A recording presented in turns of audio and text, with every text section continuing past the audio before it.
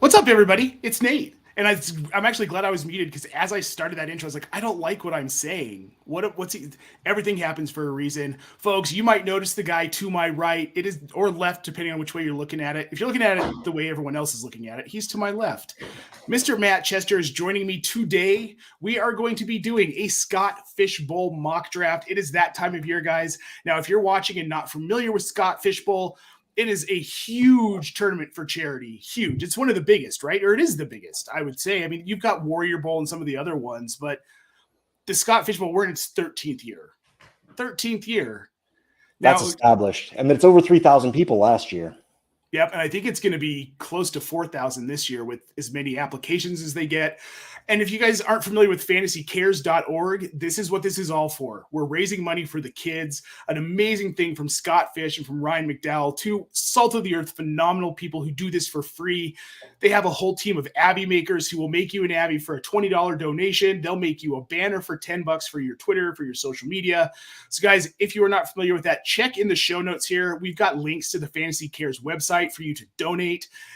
And look, it's just fun. There's so many divisions. And this year, Matt, what division are you in? Do you know what division you're in yet? I'm still waiting on my invite. Last year I got invited, I think, in I want to say July 1st or July 7th or something like that. So they spread out. So it's always worth keeping an eye out. Also, if you're on Twitter, follow Fantasy Cares.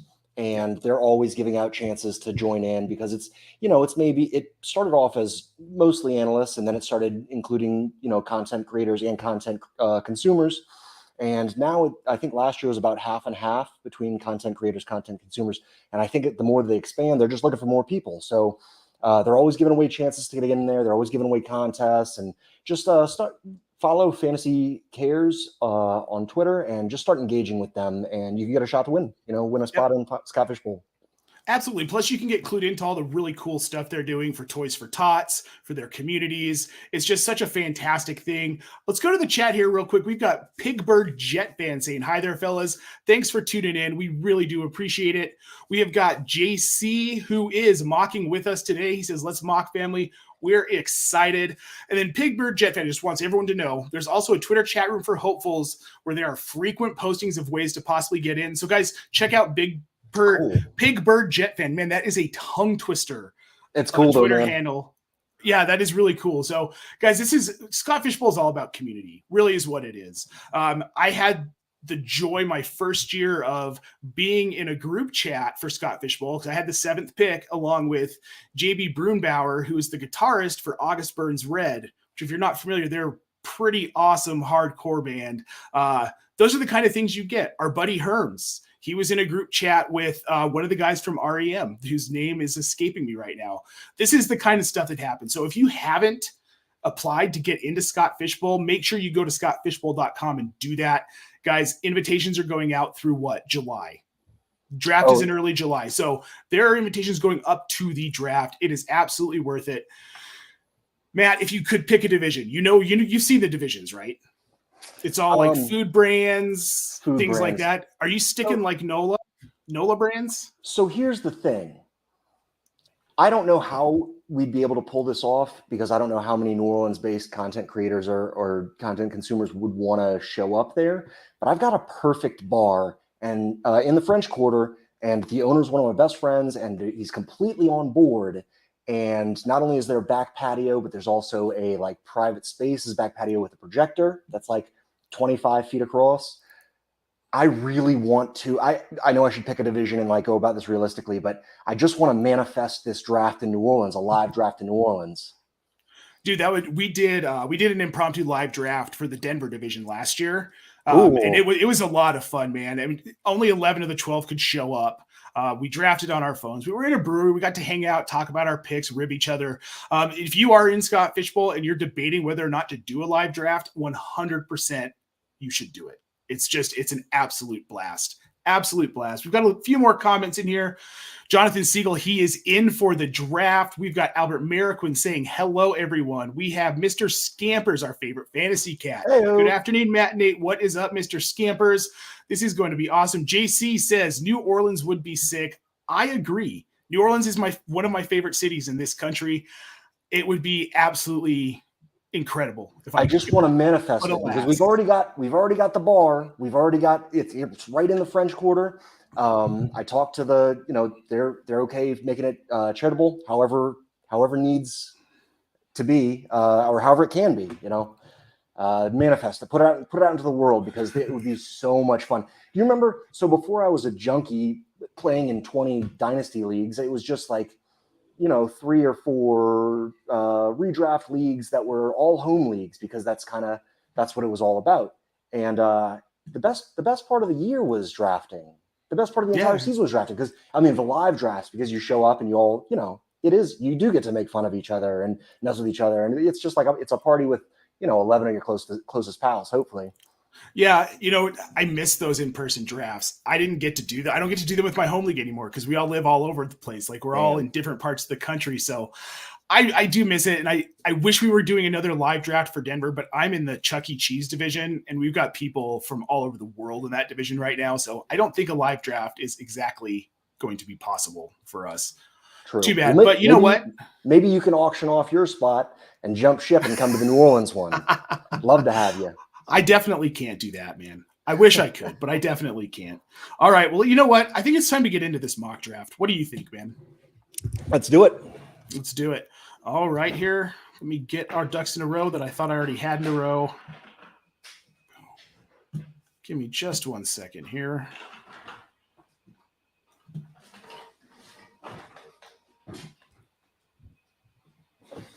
Here we are. All right, we are back. Boom, bah, bah, bah. All right, so we have got Fridge Raiders with the first pick. I'm going to go ahead and click Start Draft. Now, I should note, Matt didn't actually get into this draft. I procrastinate with everything. So he's our resident draft analyst. Now, okay, first pick off the board, we've got Jalen Hurts. That's a bit of a surprise to me. With all of this talk about points added with this new format, with Josh Allen, what was like 280 points added? Can we actually pause the draft and talk about the rules in Scott Fishbowl? Because that's going to matter a lot for the draft. Okay. Let me do that real quick here. You make a good point. All right, Steve Powell's still on the clock. All right, guys. So if I really should have brought these rules up, and I don't know why I didn't bring them up to screen share. Do you have them pulled up in front of you, Matt? Let's hear them. Yeah, I took screenshots. Give me a sec. You're all good, buddy. This is one of the, if you're familiar with Scott Fishbowl, usually there's a lot of negative scoring where you get negative points for things. They eliminated all of the negative scoring this year. He wants it to be a completely positive experience in every way. So he'd always have a bunch of wonky rules, like, really extreme efficiency matters 1 year, the next year. So a couple notes. It's regular 6-point receiving touchdown, 1 point per 10 yards, 2.2 point conversion, 1 point, but 1 point per reception. So here's a couple differences. There's a point per first down, rushing, receiving, but passing, you get 0.1 points for first down. So you get a little chunk extra for passing, but if you get like a really high efficiency first down getter, that's going to be an extra point per reception, point per first down. It goes a long way. A rushing specialty is you get an extra 1/4 point per carry.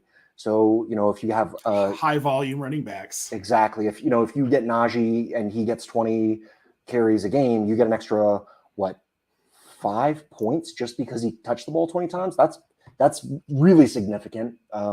Josh Jacobs was like in the top 10 of points earners last year because of it.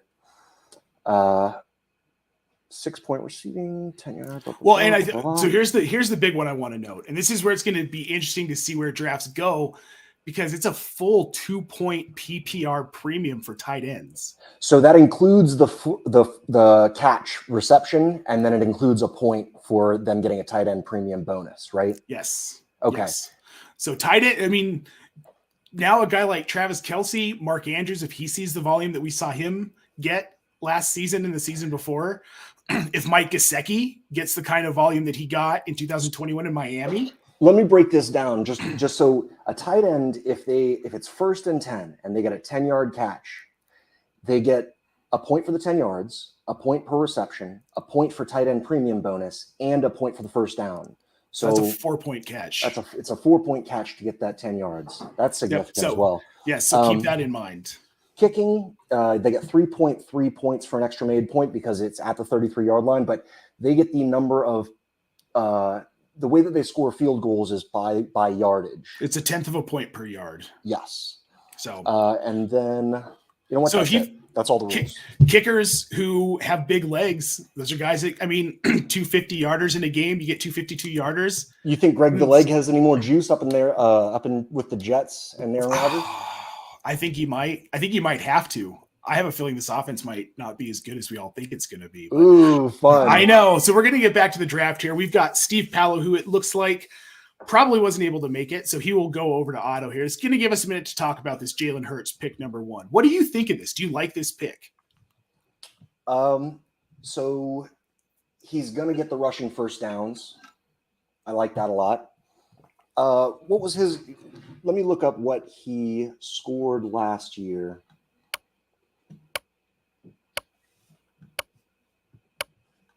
Last year, he scored 578 points. So, yeah, I'm fine with that. I think anytime you're rounding 600 points, you're I mean, that's obscene. It is obscene. All right, so now no surprise here. Josh Allen going 2nd overall. Who's going to go 3rd overall here? Now, this is where I could see Kelsey going, but I could also see someone reaching on Lamar Jackson at the 3rd pick. I could see Joe Burrow. Somebody's really just super hot on Joe Burrow, which doesn't make a ton of sense to me in this format, but okay. Well, why are we skipping Mahomes? Why are Mahomes? Any of us skipping Mahomes? I think it's just because Mahomes in my brain should already be gone. In my head, that's Allen, Mahomes, Hurts, Kelsey, which pains me, and then Lamar Jackson at 5, which is where I'm drafting from. I would love to have Lamar Jackson fall to the 5th pick. I mean, literal dream. I don't. You should tell everybody that's watching and drafting with us, if HoopTube's there, you know you're going to get crushed. It doesn't look like who was able to join us, but this back half of the draft looks like we've got everybody. So just a few autos here before we get into some live picks. Time's up. Jamar Chase. That's interesting. Oh, I don't like that. No, I don't like that either. Because the weird scoring, he doesn't have an edge in any way.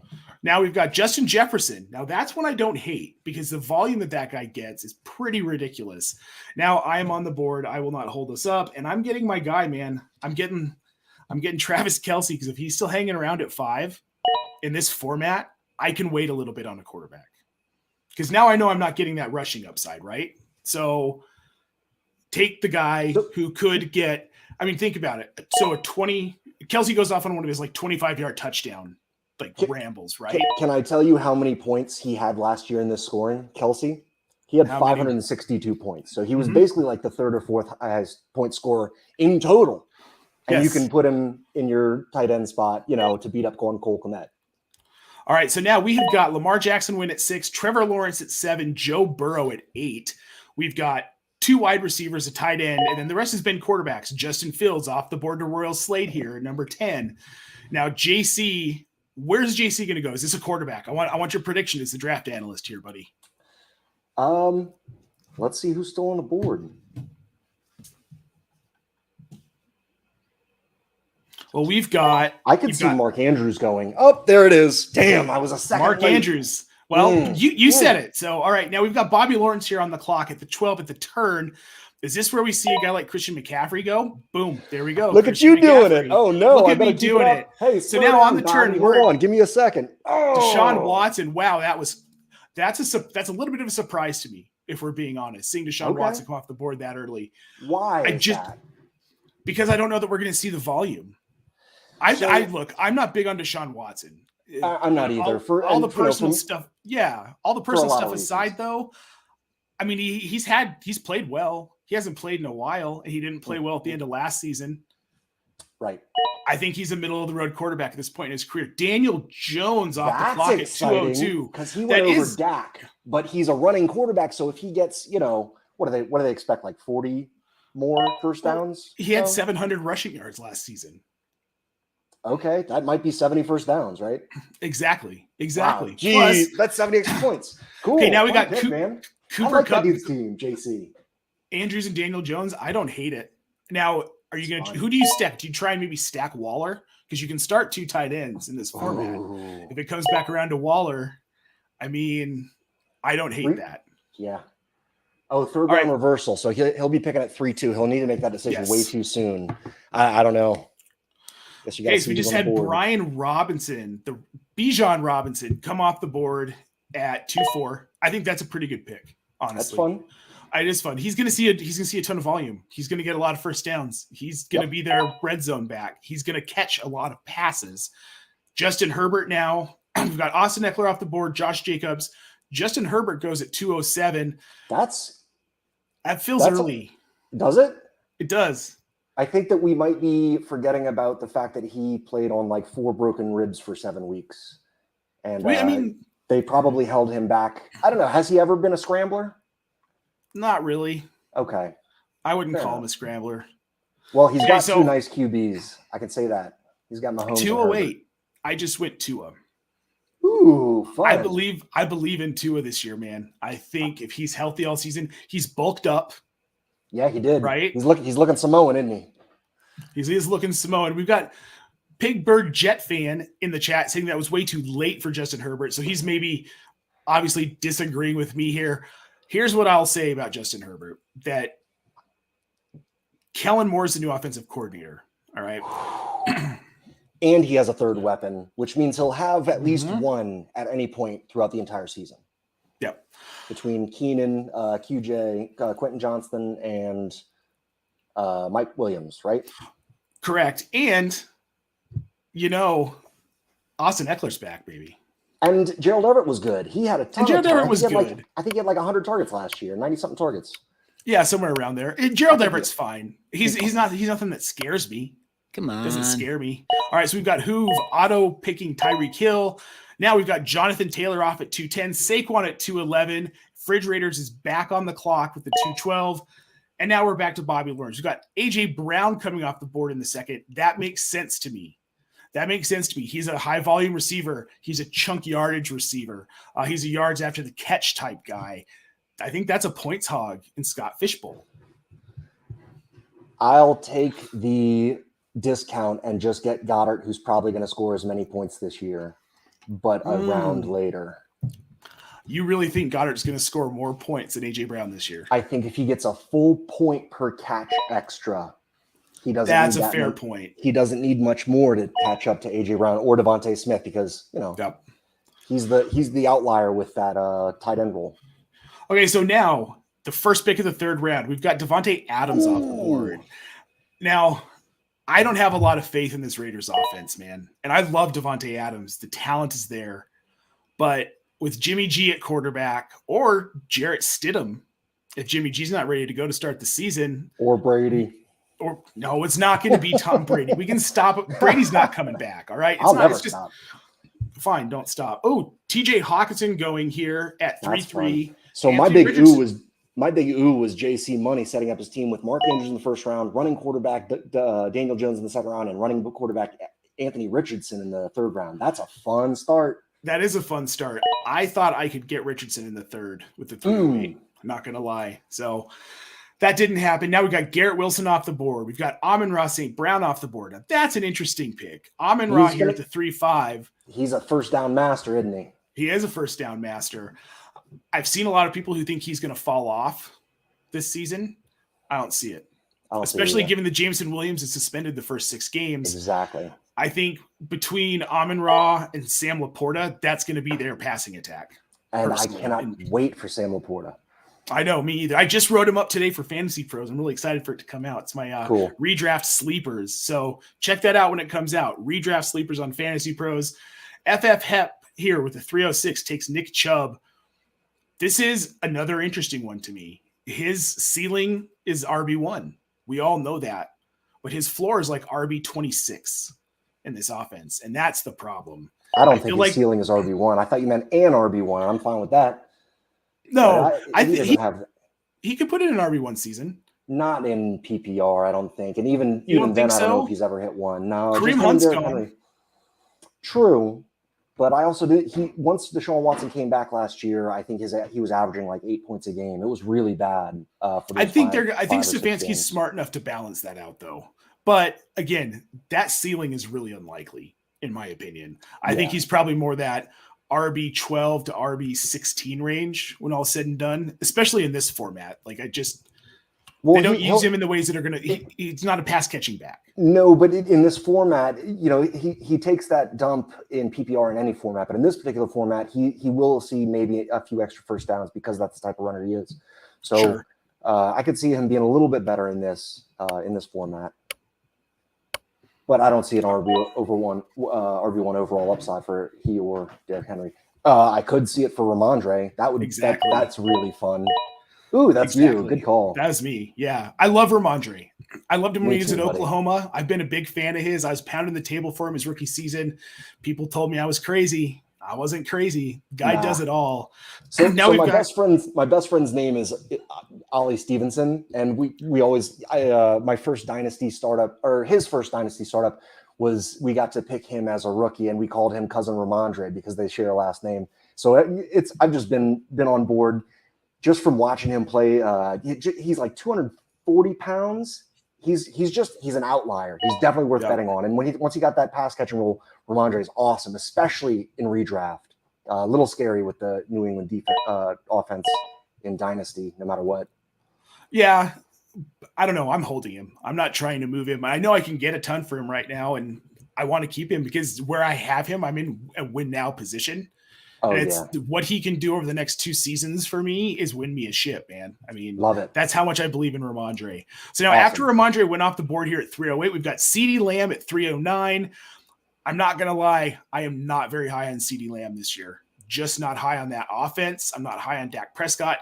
The problem is Mike McCarthy doesn't like to air the ball out. He just doesn't do it. And that was one of Kellen Moore's complaints about being the OC there. Was I want to air the ball out. Mike McCarthy says, no, we're just going to pound it down their throats. That's what this team does. So, I mean, we'll see. I could be wrong. It's not that he's not talented. I love the talent. I just don't love the situation this season. Then we've got Tony Pollard coming off here in the 3rd round. Guys, he's not going to be able to sustain the production that he had last season. Without another guy to help him out, without Zeke, he's just not going to be the same back. Yeah, I got to agree with you. The 3rd round, but I don't think that they're done with that RB room. To be honest, I think that somebody's going to go mess it up for him. They probably aren't. And now I've got to make my pick here, but I will tell you, Goddard 3rd round. You called it. We got Stephon Diggs here going in the 3rd round as well. I don't love that pick, but I also don't hate that pick. I'm kind of torn on it here. Now I'm going to take T. Higgins here in the 4th round. Let me tell you why. Because he is the best wide receiver 2 in the NFL. Okay. I just took him over Jalen Waddle. And Devontae Smith. And Deebo Samuel.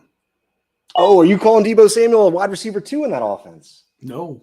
I was here for it. Because I'm Brandon I am. Brandon Ayuk's the wide receiver 1 in that offense. Deebo had one good season, man. And that season was awesome. Absolutely awesome. It was electric. But it took a specific offense with a specific quarterback and a bunch of injuries for him to see all of that rushing volume. They've got Christian McCaffrey and Elijah Mitchell. Rushing touchdowns that year. Yes. He was a like PPR RB 6 just on rushing volume. It was in touchdowns. It was stupid. And maybe that's a little high. But okay, now we've got Dak Prescott off the board. Not a big believer in Dak Prescott, but I like the 4th round value in a quarterback in this Superflex format. Love it. DK Metcalf's off the board next. Then my favorite vanilla quarterback, Kirk Cousins, comes off the board here at 403. We've got Najee. Then I took T. Higgins, Jalen Waddle right after that. We've got Olave coming off the board.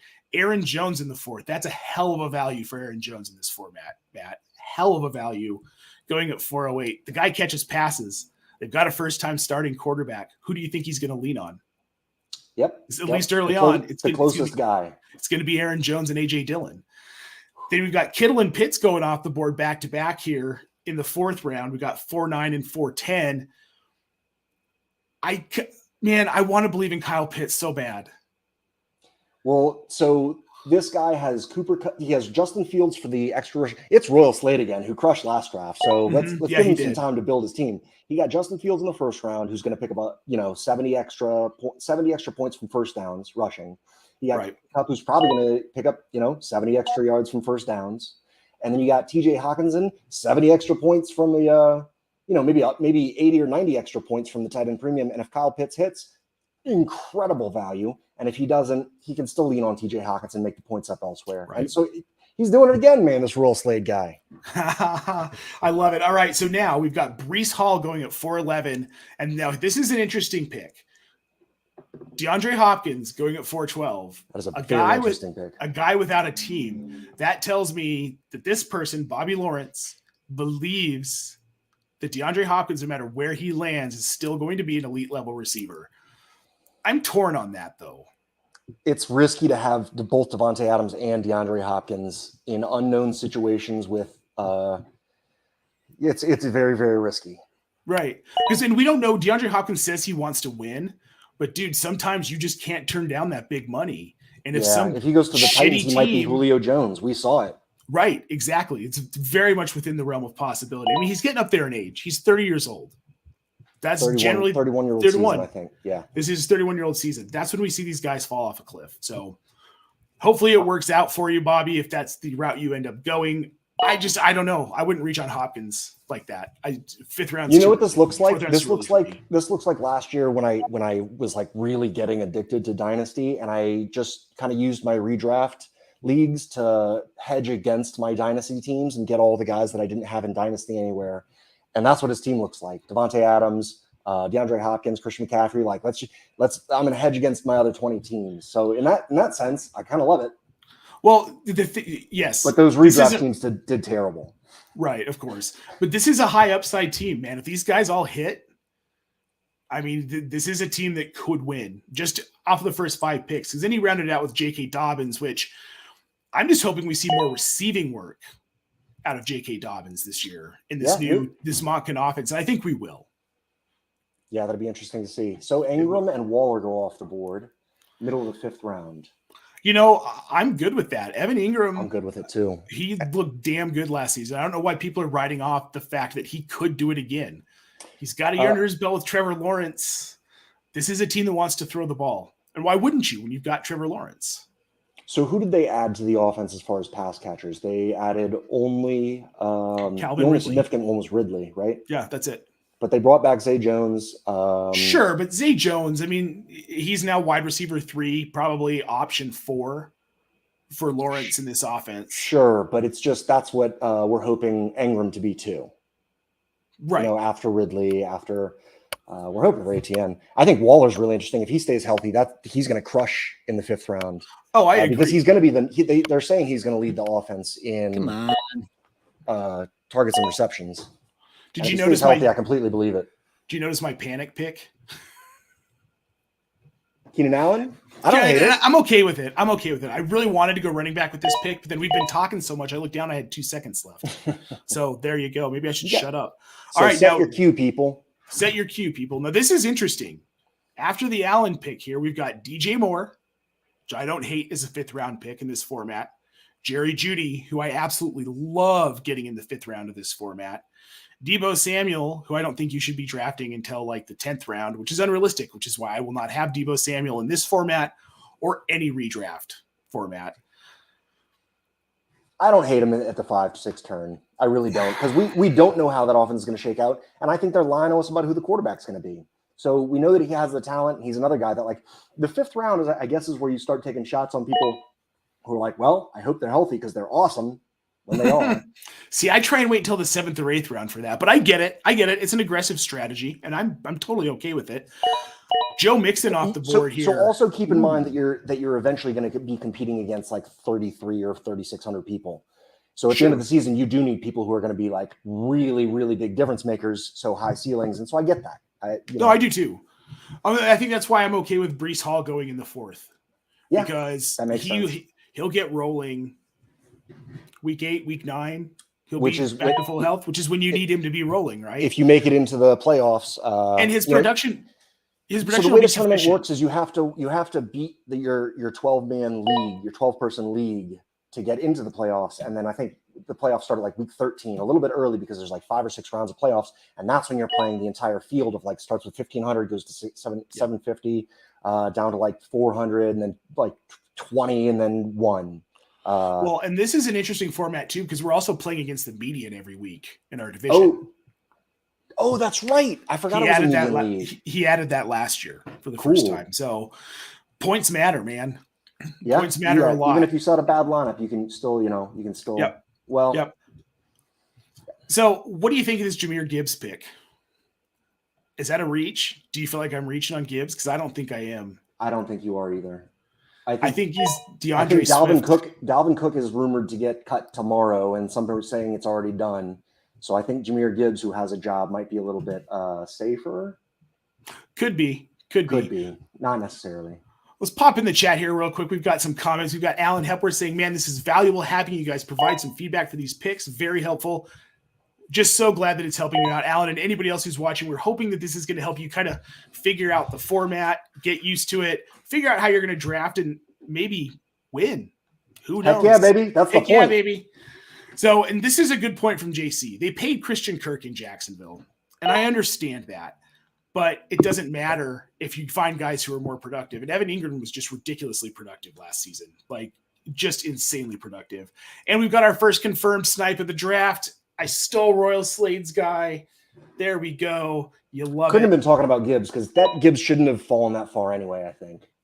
No, he shouldn't have. I was surprised to see him still around. Now, after Gibbs, we've got Amari Cooper going at 6'6". I like that pick. I think he's going to see a ton of volume again with Deshaun Watson. He's the wide receiver one there, even with Odell Beckham. Can I ask you how many starting spots do you have with wide receivers and flexes? Because that's 11. important too. So 11. you have probably 3 wide receivers, 3 flexes? 3 wide receivers, 3 flexes. I'm very comfortable with Amari Cooper and his instability and his high ceiling and his low floor. Exactly. If you start 6 wide receivers, then yeah, Amari Cooper's a great person to have in your lineup. No, then now we've got Ken Walker at 6'7". I don't hate that. Charbonnet scares me a little bit, but I don't think enough to fade him out of the 6th round. Drake London, Michael Pittman, Miles Sanders, the next 3 picks here in the 6th round. Pittman, I think that's sneaky value with Anthony Richardson. I think it's really sneaky value with Anthony Richardson at quarterback. I think this could be a wide receiver 1 season for Michael Pittman. Not overall wide receiver 1, receiver 1 tier. Well, I'd love to hear your opinions on that. He's the wide receiver 1 on that team. He's going to see the volume. Anthony Richardson has a gun, cannon. Is Michael Pittman? Arm. I feel like Alec Pierce might be the one to benefit from the cannon of an arm because he's the field stretcher, isn't he? Somewhat. Pittman can stretch the field as well. Pittman I feel like he's a jump ball, big body guy, whereas Pierce is the more athletic, burn him down the sideline, and hopefully. But Pittman's got the speed to burn down the sideline too. I can't see. Look, I'm sorry, but I can't see Alec Pierce being a thing. I just can't. I can't see any of Anthony Richardson's pass catchers being a thing this year, but I can see him being a thing. Does that make sense? He's definitely going to be a thing on his rushing upside alone. Yes. I think if anyone in this offense is going to be a thing, there's 2 players, Jelani Woods and Michael Pittman. Those are the 2 guys that I think can go off outside of course, Jonathan Taylor should probably have a good season as well. Sure.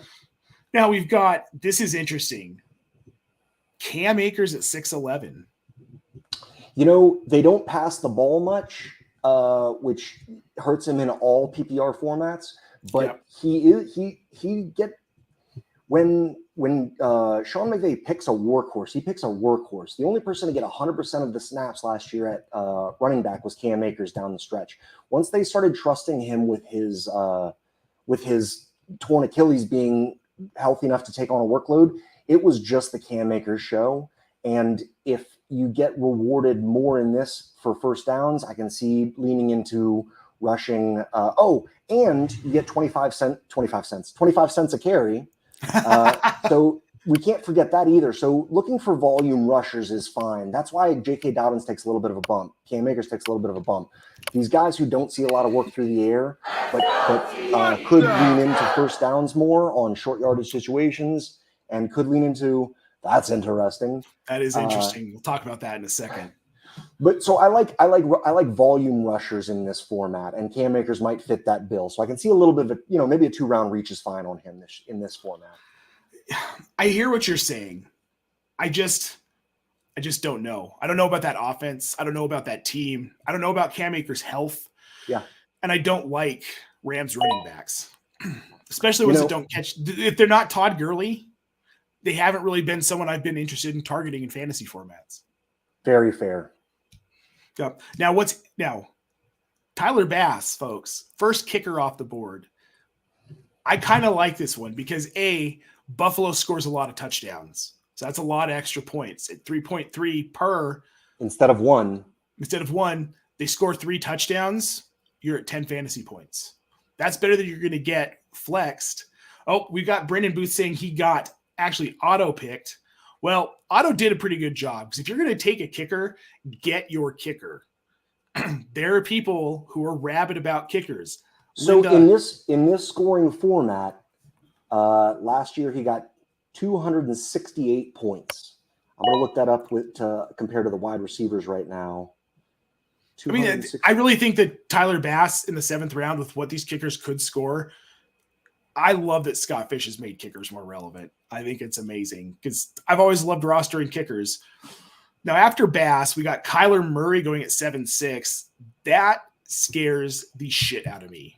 Yeah, I wouldn't do that unless I was comfortable everywhere else. And this is because they might just punt on him all year. So back to Tyler Bass. That's what I've been saying. Tyler Bass would have been a wide receiver 30 last year in this scoring format. So I don't hate that. It's a mid wide receiver 3, and it's not like, kickers don't get injured that often. I might be wrong about that, but you're not expecting them to take a lot of contact, and they're going to be on the field every time that, they're going to be. It's just a if you want the guaranteed wide receiver 30, it's okay to take Tyler Bass there. It's okay to auto pick that guy. Yeah, absolutely. When we look at some of the guys he went before: Christian Kirk, Calvin Ridley, Mike Evans, Mike Williams, Deontay Johnson. Now Tyler Lockett. Don't pass on Tyler Lockett. And that's what I was thinking of when DeAndre Hopkins went in the 4th, and now we're in the Tyler Lockett's going to be available 4 rounds later, and it's a significant 4 rounds. Yeah, between round 4 and round 8. I'm fine with Lockett instead of Hopkins for sure. So now we've got Kirk and Ridley go off the board back to back. I took Calvin Ridley because I think he's just going to absolutely take off this season. And you might as well pick the second one off the board. Right, exactly. Now we got Rachaad White going at 7.9. I love that pick. He's going to be the bell cow for Tampa Bay. I think he's just going to see an absolute just ton of volume. So I'm okay with that one.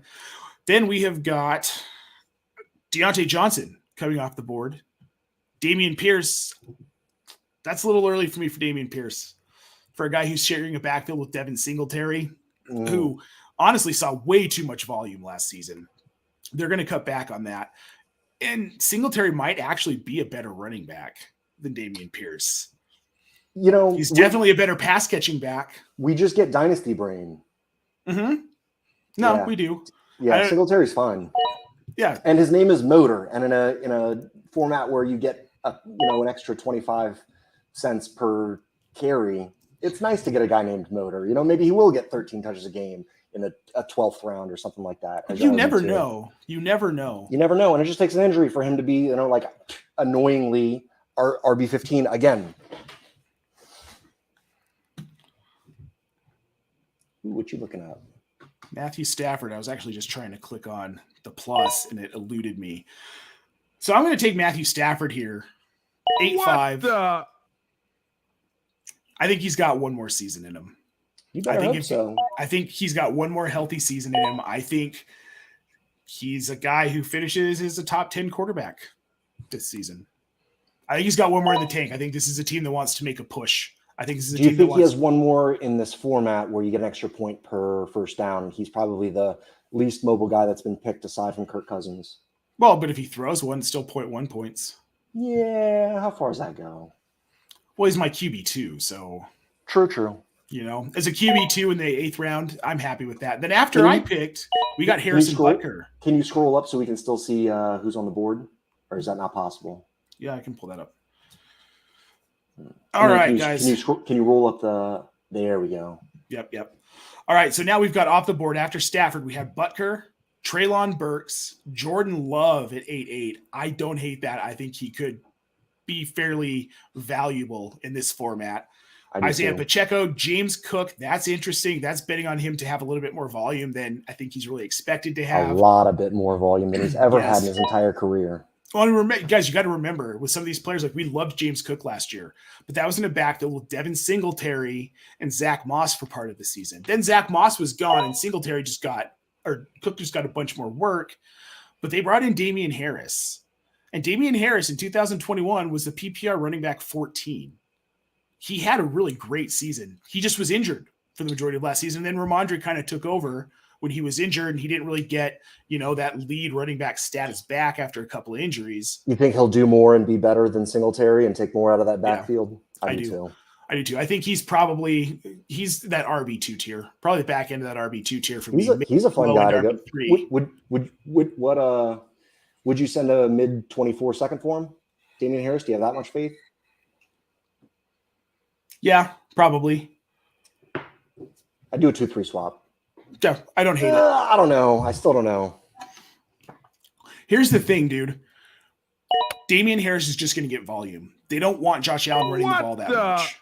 Josh Allen's still going to get his, but Damian Harris is going to be their goal line guy, which is what he was in New England. Yeah, you're right. He had 15 touchdowns. 10 of them were inside the red zone. That's going to be his role.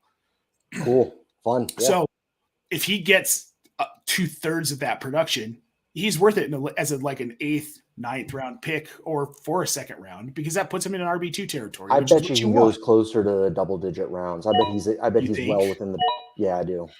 I wouldn't be too surprised. I don't think anybody's.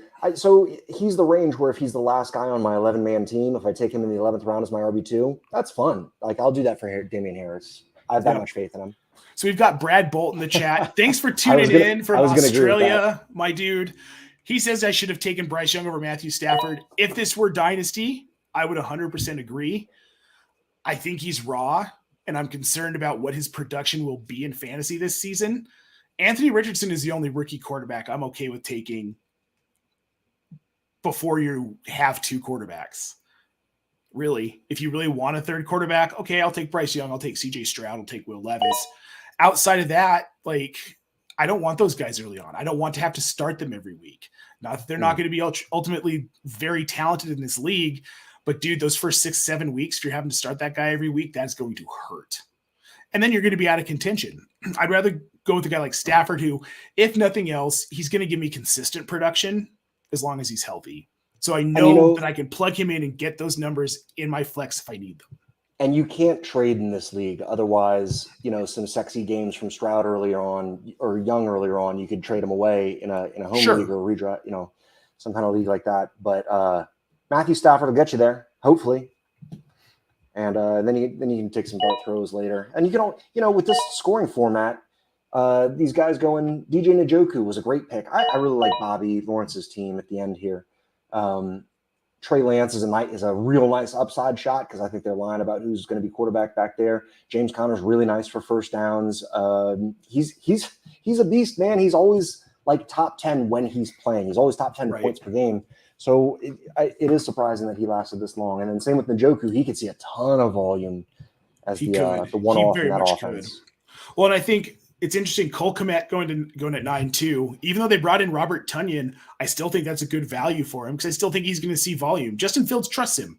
And just because they brought in Tonyan is so streaky, right? Yeah, I don't trust Tonyan. The only year that he ever did well, it was just because of an insane 40% touchdown rate, something ridiculous like that. He had 20 catches that season, I think. But he was the tight end 8 because he got 12 touchdowns, something crazy. No, it was insanity. It was absolute insanity. Cole Kmet, though, I think this is a guy who sees 6 to 8 targets a game. Chicago's got to throw the ball more. Wow. So Njoku had 266 points, which would have been RB30, or I think he was tight end 10, but he only played 14 out of 17 games. So he probably would have been, edging in on that top 6. Oh, easy. Tight ends. Njoku's a nice little grab right there too. Well, I had him pegged as being a top 8 tight end heading into last season. So he plays all 17 games. I mean, he probably hits that. I think he could hit that again this year. Okay, Dalton Kincaid finally came off the board.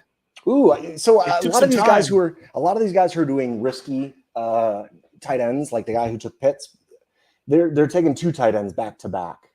Yes. Which kind of makes sense. If you're going to take a risk on Schultz that early, you might as well take a risk on Kincaid that early, and one of them should pay off, and you'll know which one pretty soon. Well, see, and I can't believe that Chig Okonkwo lasted in this format to the 9th round. They've got Treylon Burks and Chig. What else do they have in that offense? They don't have anybody else to throw the ball to. What could go wrong? What could go wrong? So many things, because they're going to be starting Will Levis more than likely, is my guess. So here at the 10-5, I want to know what you think of this. I went with Jahan Dotson. What the? I've got to go find my computer charger real quick. Give me a second. Oh, okay. Yep. All right. So, guys, we just had our 4th kicker come off the board, Jake Elliott in Philly. Again, this is a good pick. This is a good kicker pick. Here's why I like it so much, is because Philly scores touchdowns. So you're getting the guy with the most upside who scores touchdown on a team that scores touchdowns, 3.3 points per extra point. That's fantastic value. And Elliott's very accurate. Now, Brad, you'll be happy to know Bryce Young finally came off the board here to Big Bone Dad. Look, it's not that I don't like Bryce Young. And like I said before, there's future value in Bryce Young in Dynasty. I just don't see it necessarily this season. And maybe he takes off here. We get into week 8, week 9, week 10. He's looking a little bit better. He's scoring more points. But it's just so risky for him to be your second quarterback. I would have taken him later if he would have been around. It would not have been a problem at all. Yeah, and we've got Alan Hepworth in the chat here. He's saying 3.3 points per extra point. It's pretty solid. It's very solid. We're used to getting 1 point.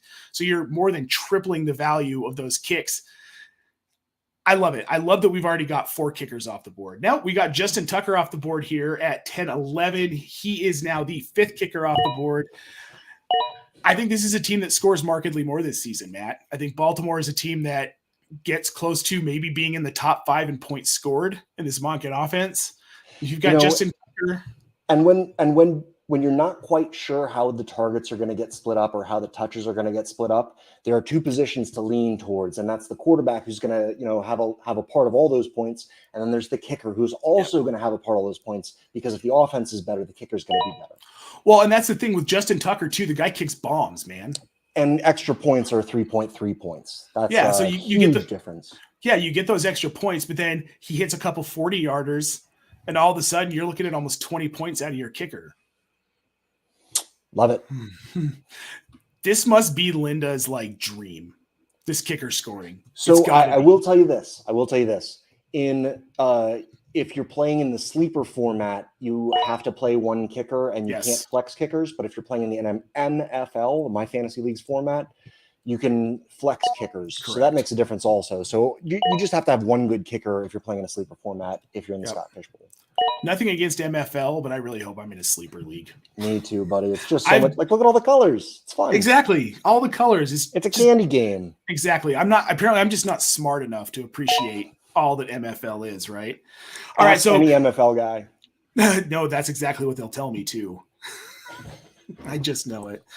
All right. So some picks we've had come off the board. We've got Michael Thomas going at 10-12. So I'll tell you this.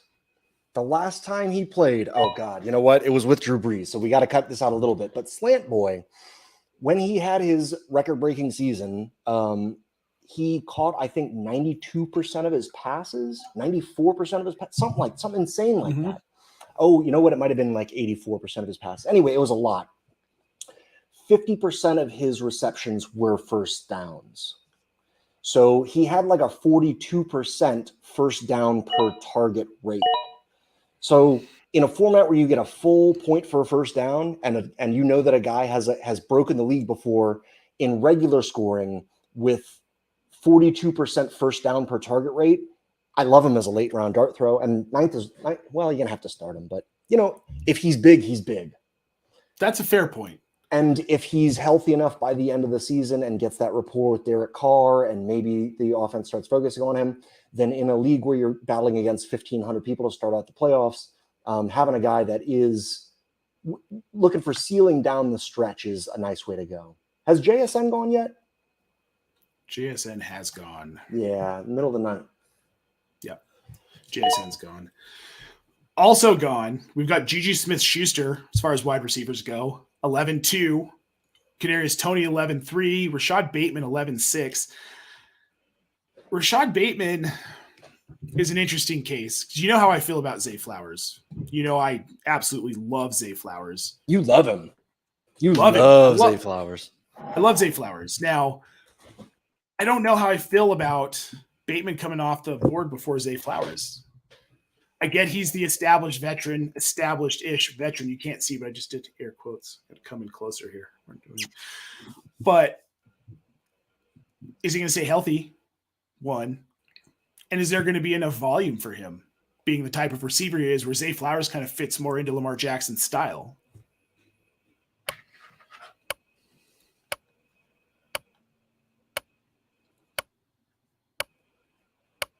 You're lagging there, Maddie.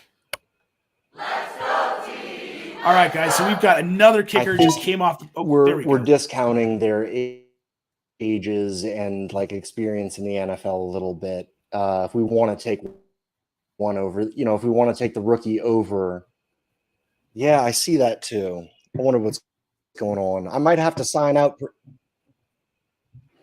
All right, Matt, go ahead and get out of here. Get your stuff right. I'm just going to talk about some of the picks we've had come off the board.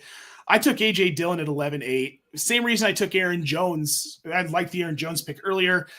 Guys, we don't know how much Jordan Love is going to throw the ball. There's a good chance this could be another season of this team being very run heavy. Remember, last season, Green Bay just plodded down the field. Slowest pace of play in the entire league. However, Dillon does play second fiddle to Aaron Jones, which is why getting him in the 11th round is probably really good value for him. Then we've got Brian Robinson coming off the board here at 11-9. I just texted you saying, I got to go, man. Oh, tech issues. You got to love it when you're doing a show on the internet, right? So now we've got Daniel Carlson coming off the board at 11-12. We've got Younghoe Koo at 12-2. Greg Zuerlein at 12-3. So now people are starting to see maybe I need to be taking a kicker here in these later rounds as some of the bigger name kickers are coming off the board. Guys, it's interesting, and I'm going to go ahead and make my pick here. I'm taking Matt Gay because I think they're going to kick a lot of field goals in Indy.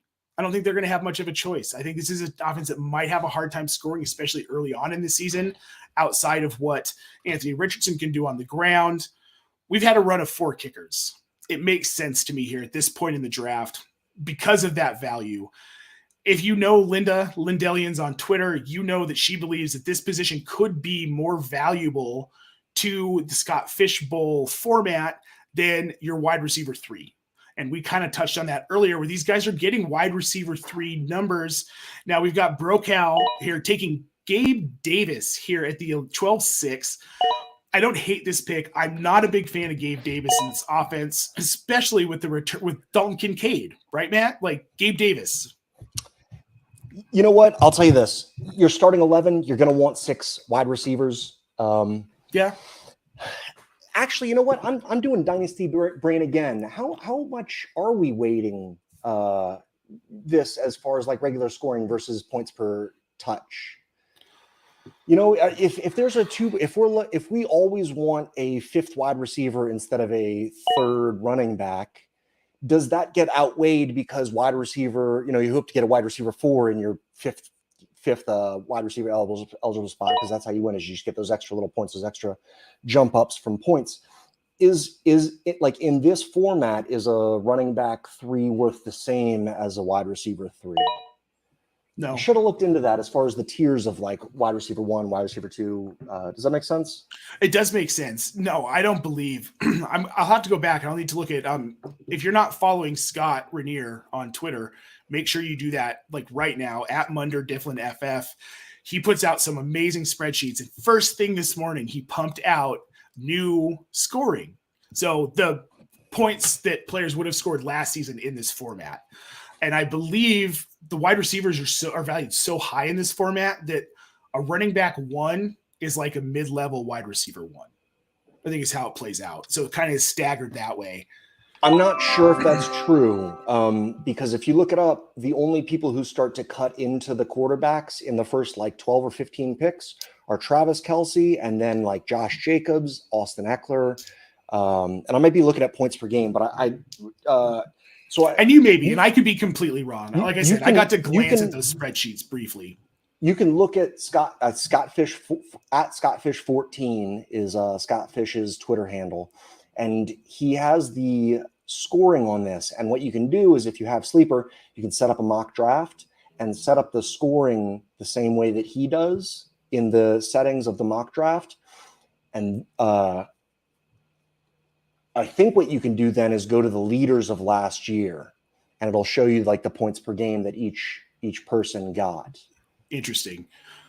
Okay. Yeah, I do. You know what? I do think I saw something about that. Very interesting. All right. So, Matt, draft is over, man. Mr. Irrelevant in this draft ended up being Alan Lazard, which I think is kind of interesting that he went this late given the situation in New York. Some other interesting late round picks that I do like. Obviously, Zay Flowers going all the way in the 12th round, getting stacked with Lamar. Good job, FF Hep. I like that. Hold on. And getting stacked with Bateman. Oh, Bateman and dude, so that's you know brilliant. what? I love using the buddy system, which makes me think that Boyd should have gone at this point, either with the person who took T or the person who took Jamar Chase. Well, I'm the one who took T, and I can tell you that if he's still around in the 13th, he's mine. He's gone. Yeah, I'm taking him. Yep. It would have been nice to be able to stack Kelsey with Mahomes, but in this format, there's just no way. No, it's wildly unrealistic. Wildly unrealistic. It's impossible. Matt, they're both top 6 picks. No, it is. Matt, that was a blast, man. That was a great. This is just our first. As we get closer, we'll continue to do some mocks. We'll probably do another Scott Fishbowl mock next week as we see more and more about this. And as the ADP starts to get a little bit more established in these mock drafts, we'll have a better idea of where things are really falling. Thank you, everyone who tuned in today. We just appreciate it so much. We're just having a blast out here talking football, and we love that you guys all love to tune in, watch us talk gibberish. Make sure you're following my co-host here, Matt Chester, at FFMadJester on Twitter. I am at Nate Paulvote. Make sure you're following Razball at Razball on Twitter as well. They're gracious enough to have us on their network and let us spout our nonsense about football every week. And also make sure you're following us at FFDino Diehards on Twitter. Guys, we will be back next week.